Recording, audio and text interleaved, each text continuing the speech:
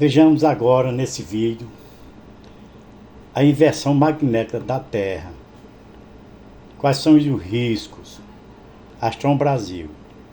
Vejamos esse vídeo, depois fazemos nossas considerações finais. Vejamos. Não espera que ele vá a lugar algum. E você certamente não espera que mude de lugar com o Polo Sul. Isso pareceria errado. Todas as nossas bússolas magnéticas apontariam para a direção contrária. Precisaríamos atualizar nossos mapas. Os pássaros provavelmente ficariam terrivelmente confusos. E, no entanto, embora pareça algo saído da ficção científica, inversões geomagnéticas como esta são reais. Já aconteceram antes, e o processo por trás disso pode ser muito mais perigoso do que você imagina. Para ser claro, as reversões magnéticas por si só não são potencialmente perigosas, mas sim o acúmulo delas. Nesses períodos, o campo magnético da Terra, o escudo que envolve o nosso planeta e que nos mantém protegidos da mortal radiação solar, cairá para apenas 10% da sua força atual, levando um grupo de cientistas em 2021 a prever mudanças climáticas e extinções em massa, e outros para descrever satélites sendo destruídos, redes elétricas desligadas e radiação mortal caindo sobre nós por centenas ou mesmo milhares de anos. E isso é preocupante quando se considera que estamos algumas centenas de milhares de anos atrasados para a nossa próxima inversão geomagnética. E com base nas flutuações do campo magnético da Terra que os cientistas estão detectando neste momento, a evolução para uma inversão geomagnética pode até já ter começado. O que levanta a questão: devemos nos preocupar? Eu sou Denis Ariel e você está assistindo ao Astron Brasil. Junte-se a mim hoje, enquanto exploramos a ciência por trás das reversões geomagnéticas e descobrimos se a próxima será um cenário apocalíptico ou se não levará a nada mais do que alguns pássaros perdidos.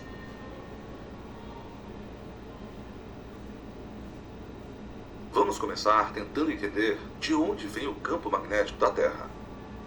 Não é certo que nosso planeta teria um campo magnético.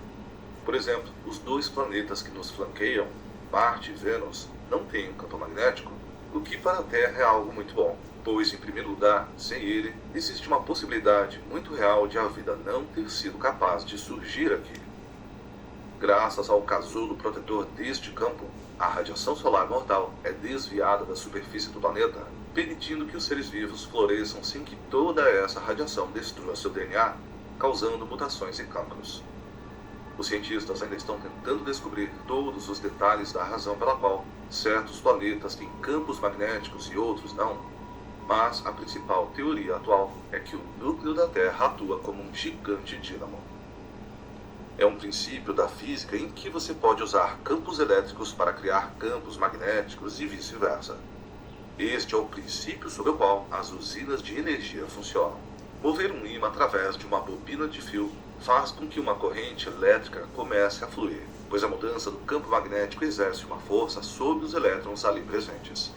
Mas, da mesma forma, o movimento dos elétrons cria um campo magnético que se forma em círculos perpendiculares em torno da direção do movimento, de acordo com a lei de Faraday ou a lei da indução eletromagnética. Mas a forma como isso se aplica ao núcleo da Terra é um delicado e complicado processo. Para começar, nosso núcleo precisa ser pelo menos parcialmente líquido, o que felizmente é verdade. Acima do núcleo interno sólido que fica no coração do nosso planeta, está um núcleo externo líquido, onde a pressão não é alta o suficiente para manter tudo em estado sólido. No entanto, é muito quente no núcleo externo, 6.000 graus Celsius do seu ponto mais quente, tão quente que rivaliza com a temperatura da superfície do Sol, e que, quando combinada com a pressão mais baixa em comparação com o núcleo interno, são mais do que suficientes para manter o ferro e níquel flutuando por lá. A temperatura cai à medida que você se afasta do centro da Terra. Isso faz a circulação funcionar. O material condutor quente das regiões mais quentes e profundas do núcleo externo sobe, depois esfria e cai novamente, criando loops e correntes de material fluindo. Nosso campo elétrico começa a ser gerado. Mas se existem muitos destes circuitos de fluxo, o que em teoria existiriam, Por que o nosso planeta tem apenas um polo norte e um polo sul? Certamente os campos magnéticos criados estariam espalhados por todo lugar. Pois bem, se acredita que existe uma força extra em jogo, uma força que unifica todos esses campos, apontando-os na mesma direção. Acredita-se que esta força seja o efeito Coriolis. A teoria do dínamo afirma que o efeito Coriolis faz com que esses fluxos de ferro não subam e desçam como linhas retas, mas como espirais. A rotação da Terra faz com que girem suavemente, criando gigantes molas. Como cada segmento de cada mola cria um campo magnético em um círculo ao seu redor, o resultado é que o interior dessas molas cria um campo sólido e unificado que se move na mesma direção para cima, enquanto o exterior traz esse campo magnético em loop de volta para baixo novamente e de volta para a parte inferior da bobina. Em suma, cria o conhecido dipolo magnético norte-sul que vemos hoje. Pois é, tá aí umas ponderações resumidas, que a gente vai entender que a Terra, por períodos cíclicos de eras geológicas diferentes, o norte magnético tende a ser sul-magnético, como está nesse processo atualmente. Isso ocorrerá com milhões, centenas de milhões para frente, mas já começou o processo, que é público notório, que o clima da Terra, as mudanças climáticas, no momento a gente está, o planeta Terra, num período de aquecimento global. Tem estudo que vai até 2050, mas tem outros estudos que em 2030 começam a era de mini-gelo. A gente pondera, onde está a verdade? A gente continuará, ou seja, o planeta Terra continuará as mudanças climáticas de aquecimento global ou de mini-gelo?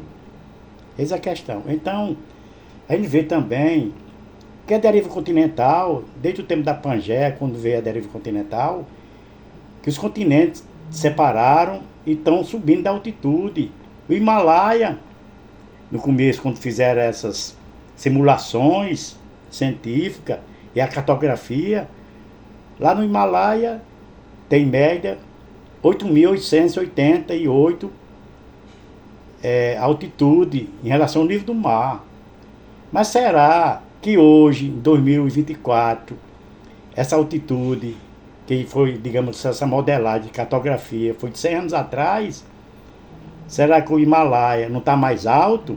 O Planalto da Borborema, em Campina Grande, não está mais alto? A Cordilheira dos Andes também não está mais alta em relação a 100 anos para cá?